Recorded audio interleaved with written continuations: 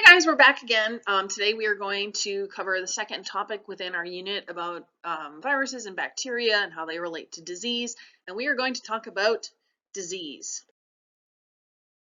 So an overview of disease, first we're going to touch back on a vocabulary word that we've had before, homeostasis. So homeostasis is the stability of the internal environment and the mechanisms that maintain the stability. So we know that all humans must maintain and all living organisms must maintain homeostasis to survive. There's a very specific set of conditions under which the cells in our body can live. It has to be a certain pH. We have to have a certain amount of different other electrolytes in our blood and all kinds of things like that. So our body is constantly working to stay in homeostasis.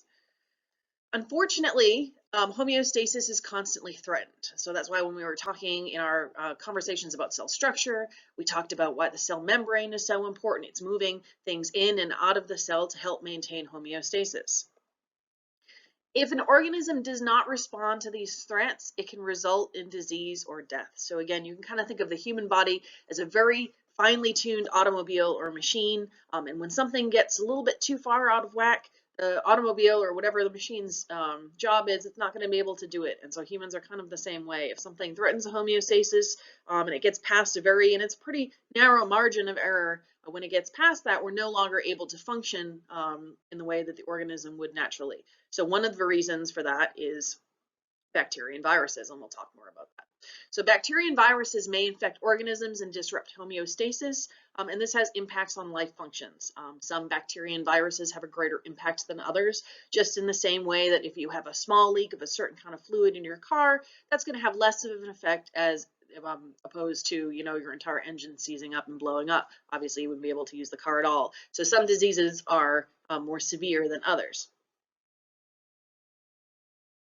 Let's talk a little bit about germ theory for disease. So germ theory, disease is caused by the presence of pathogenic microorganisms. But we didn't always just know this. There was a lot of scientific research that was done to help us understand exactly how disease worked. So many scientists contribute to this understanding, but Pasteur and Koch are the two most recognized for their contributions. And I could talk for hours about all the different scientists that contributed, to the tools that we use to discover that and all of the different studies that they did on different diseases, but we're just going to kind of dip our toe into this just on the couple of scientists that are sort of most important to germ theory. So Pasteur, he was a chemist, and he discovered fermentation and decay were caused by living microorganisms. So we know what decay is when, an animal dies and is on the side of the road, their body begins to decay. That's a part of decomposition, and we learned about that in the carbon cycle. But we know from our study of the carbon cycle that decay, in our study of the nitrogen cycle as well, that decay is aided by bacteria. Now, you remember from our first lecture, we did say that not all bacteria causes disease. So this study of bacteria was sort of bacteria in general. What are bacteria in general doing? So one of those things is decay. Another thing is a process called fermentation. You may have heard the word fermentation in conjunction with people who are making alcoholic beverages like wine or beer. They use fermentation, but we also use fermentation for some other food products, like certain kinds of bread and some kinds of cheese. And so Pasteur was the scientist that discovered sort of bacteria's role in these processes, in the process of fermentation and the process of decay. He is most famous for the pasteurization process, so he kind of got that named after him. Pasteurization is a process that we use to sanitize things like milk so that the bacteria in them don't hurt us, obviously because they come from a living thing and that process cannot possibly be 100% sterile. We have to worry about if we're drinking milk that did not come freshly out of the cow. Of course, the cows don't live in our backyard these days. So there's a little bit of period of time that passes between the time that they are milked and the time that it arrives in the store. And so this process of pasteurization is what allows us to buy that milk commercially and have it be safe to drink. The other gentleman that had a big key factor in this was a gentleman, Robert Koch. He was a German microbiologist, and he built on Pasteur's finding. So remember that in science, scientists work very closely together, and one of the jobs of science is analyzing your colleagues and your peers' work and the work that came from scientists before then and seeing how you can make that better or how you could take that a little bit further. So that's exactly what Koch did. He was building on Pasteur's findings, And he discovered a universal method for determining whether a specific bacterium causes a certain disease. And this was huge. This was huge in our understanding of how exactly bacteria and viruses cause disease.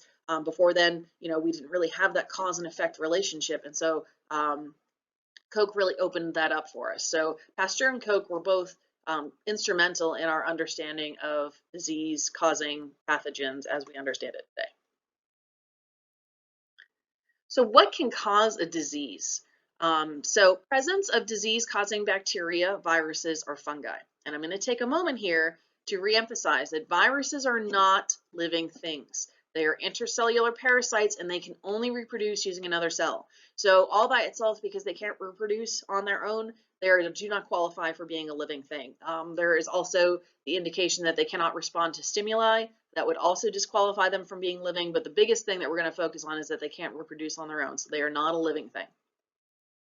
But there are other things that can cause disease that are not viruses or bacteria. One of those is hereditary factors. There are certain genes that we can inherit from our parents that make us either give us a certain genetic disease or make us more predisposed to having a certain disease. That means that under the right environmental conditions, there is a higher likelihood that we could develop that disease. An example of this would be something like cystic fibrosis, which is a lung disease that is highly heritable. In other words, there is an excellent chance if you have cystic fibrosis that you will pass that gene on to your child. There are genetic markers for certain kinds of cancer. As we are developing in medical science, we are developing tests so that we can now screen people to see if they have these certain genes. And they don't always necessarily guarantee that you're going to get that cancer, but it's a way that your doctors can work together to identify you as at risk for that and kind of follow you more closely than they might follow somebody else for any signs that you could be developing that cancer. So those are examples of hereditary factors that can contribute to disease. So those are genes you inherit from your parents. Environmental factors can also cause disease. So when we're talking about environmental factors, we're talking about things like toxic substances, so things like smoking cigarettes or taking drugs or using alcohol. Those are examples of environmental toxins, and under the correct circumstance and with enough use, those can cause disease. We know that smoking cigarettes can cause problems with your lungs. We know that people who drink high quantities of alcohol, that can cause problems with their liver, and these conditions can be long lasting, so it's really important to kind of understand what you're putting in your body does have an effect on your health.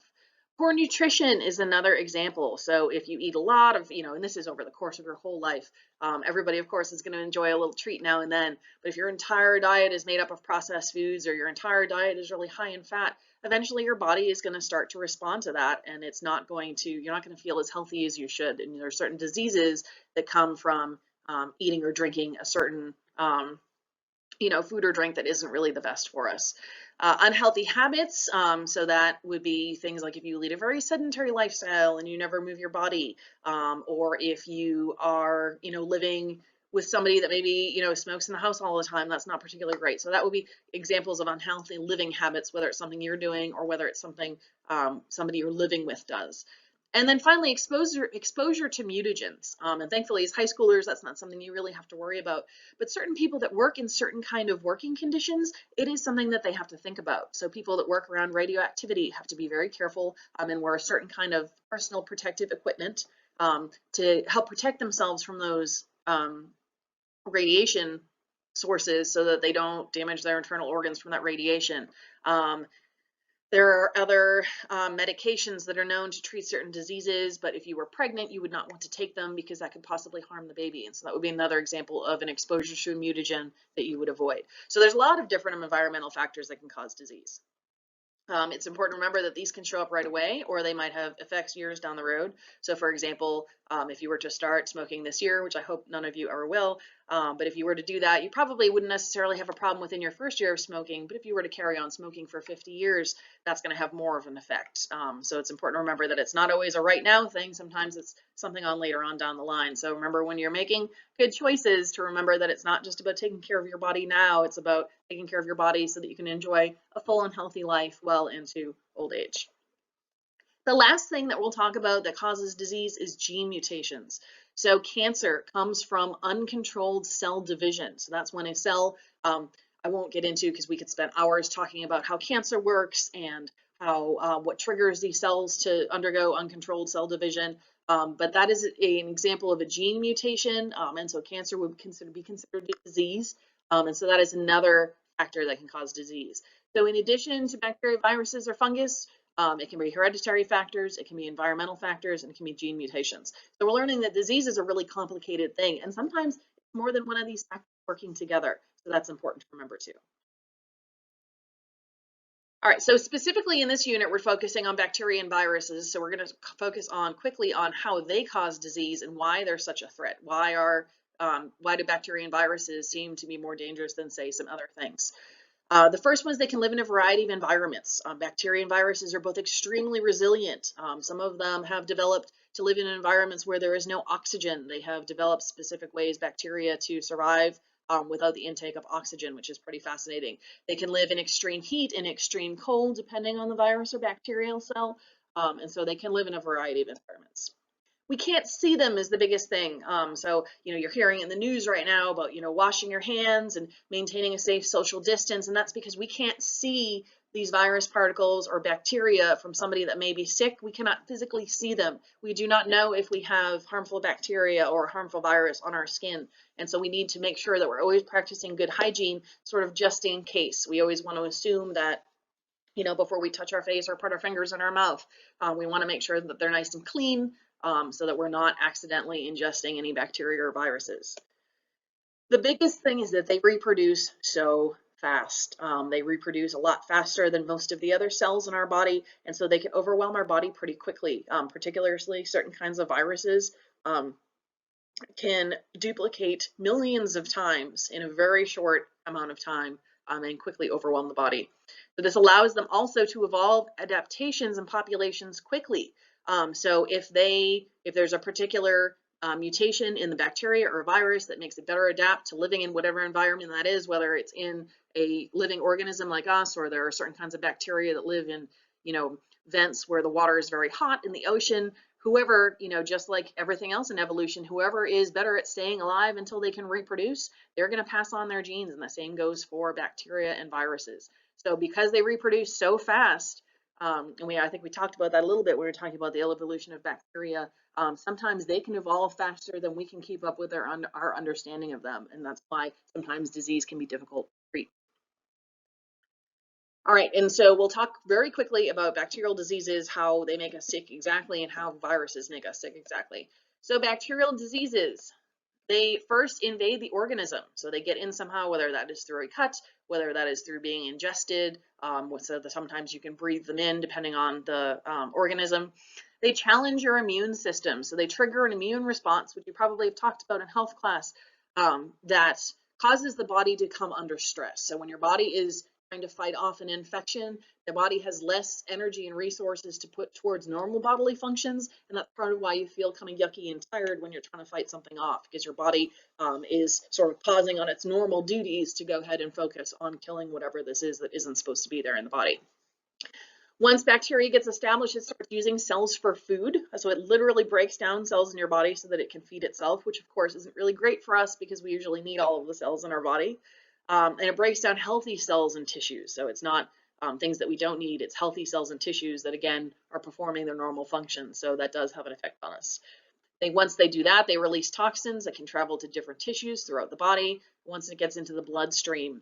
So you may have if you have a really bad infection in one part of your body, it can cause a condition called sepsis. And sepsis is very dangerous because the body is kind of literally poisoning itself as that infection that might be isolated on your arm or leg or internally, gets worse and worse. It's going to release those toxins into the bloodstream, and then it's going to make your whole body sick. Now, do most bacterial diseases go that far? No, they do not. That's a really extreme case, and sepsis is something very serious that fortunately for us is not that common.